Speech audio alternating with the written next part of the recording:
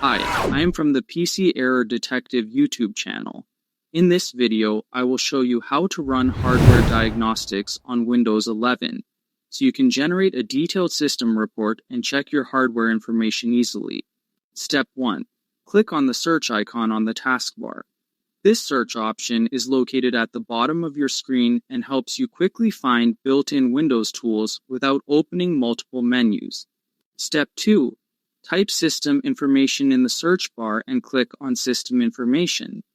This tool displays complete details about your computer's hardware, software, and system configuration, which is essential for diagnostics. Step 3. Click on File from the top menu. The File option allows you to manage and save system data so you can review it later or share it for troubleshooting. Step 4. Click on Save. This option helps you create a system diagnostics report by storing all current system information into a single file. Step 5. Select a location, such as desktop. Choosing the desktop makes the report easy to find after it is created. Step 6. Type a file name for the report.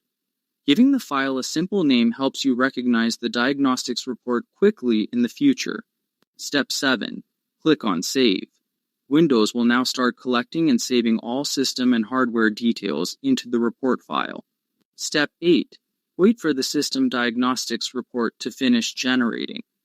This may take a few minutes because Windows is loading hardware modules and gathering complete information. Step 9. Go to the saved location and double-click the saved report file. Opening the file lets you view the captured system information in detail. Step 10. Click on System Summary. This section shows an overview of your computer, including basic hardware and system status information. Step 11. Click on Hardware Resources to expand it. Here you can check hardware conflicts and resource usage, which is very useful for diagnosing problems.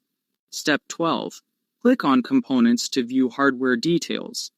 This section provides information about display, storage, and other internal components of your system. Step 13.